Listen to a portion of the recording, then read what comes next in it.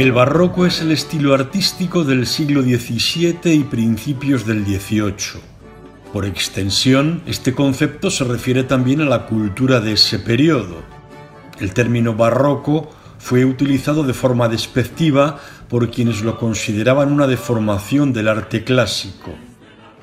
La pintura barroca se caracteriza por la primacía del color sobre el dibujo, el dominio de la profundidad y de la perspectiva aérea, la hegemonía de la luz, a menudo contrastada con la sombra, el desplazamiento de la escena principal, el dinamismo, conseguido mediante la composición asimétrica, la diagonal, los escorzos y las líneas curvas, la tensión escénica y el naturalismo, es decir, la búsqueda de la representación de la realidad sin rehuir los aspectos que puedan resultar más desagradables.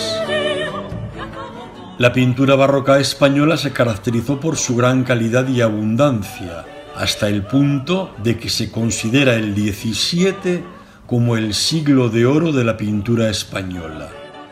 En síntesis y de forma genérica, la evolución de la pintura española del siglo XVII coincidió con los tres reinados.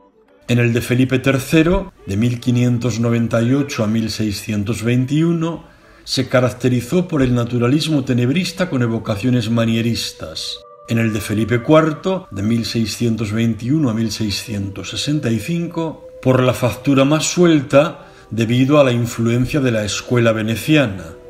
Y en el de Carlos II, de 1665 a 1700, por el abandono del naturalismo debido a la influencia veneciana a la que se añadió la del barroco decorativo. Bartolomé Esteban Murillo, nacido en 1618 y fallecido en 1682, fue un pintor de una gran sensibilidad, delicadeza y dulzura, muy alejadas de la crudeza del naturalismo. Sus pinturas destacan por una gran calidad en el dibujo y por un brillante y rico colorido, siempre con un tratamiento de los personajes, aunque fueran de humilde extracción, sin atisbo de miseria o tristeza, sino investidos de ternura y de gozosa sencillez, como se aprecia en estos niños jugando a los dados, un óleo sobre lienzo conservado en la Pinacoteca de Múnich, pintado por el artista sevillano entre los años 1665 y 1675. Las obras de juventud de Murillo están más apegadas al naturalismo tenebrista, pero pronto se inclinó por un uso de la luz más ambiental, enriqueciendo el colorido de sus obras, siempre con suavidad, gracia y elegancia, como se aprecia en sus popularísimas Inmaculadas y en sus temas infantiles, tratados con una gran candidez. El carácter suave y amable de su pintura le propició una gran estima durante una centuria, pero también le causó una fortuna crítica contraria que interpretó como meliflua, cursi y almibarada la dulzura, delicadeza y depurada calidad técnica de sus obras. En esta pintura de género de los niños jugando a los dados, aparecen tres niños, dos de ellos jugando, apostando dinero, aprovechando unas placas de piedra como asiento y mesa de juego, mientras que otro, de pie, está comiendo un pedazo de pan, desentendido del juego, mirando al espectador. A su lado, un perro parece esperar que le caiga algo del trozo de pan que está consumiendo el infante.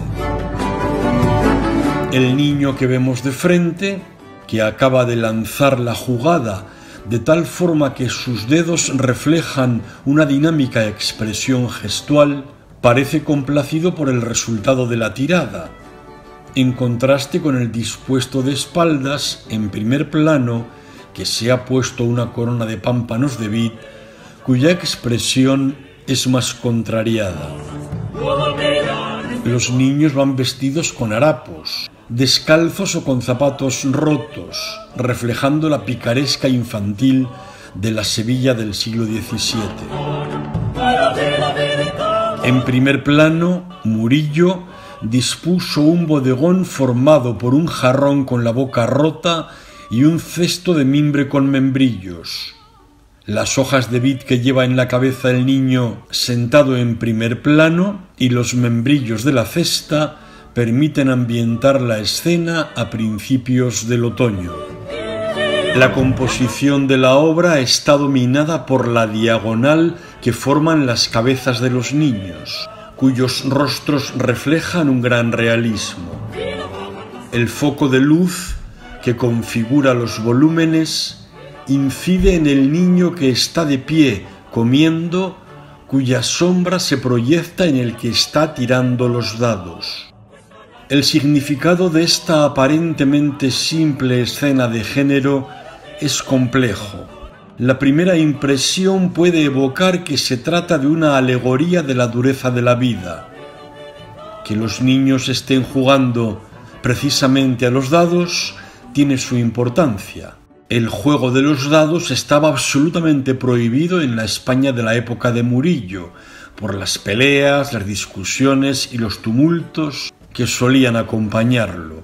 Así lo advirtió Rodrigo Caro, escritor contemporáneo a Murillo, concluyendo que lo mejor de los dados es no jugarlos, y advirtiendo que por las leyes de España no solo estaba prohibido jugar a los dados, sino el mirarlos jugar.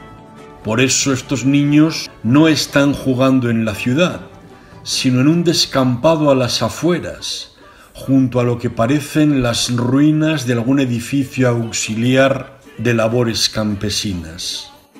Puede parecer que Murillo quisiera reflejar la inocencia y la condescendencia con este juego de niños, como si se tratara de un simple entretenimiento, inocuo, una forma de asueto y divertimento para eludir las penalidades de una existencia precaria. Sin embargo, el bodegón del primer plano del ángulo inferior izquierdo, con una cesta que según algunas versiones no es de membrillos, sino de limones, cítrico que frecuentemente en la pintura se asocia con el dolor, la amargura y la muerte, y el jarrón roto pueden hacer referencia a la vida quebrada. Es decir, Murillo podría estar advirtiendo sobre el peligro de la adicción al juego que solo produce amargura y puede llegar a quebrar una vida.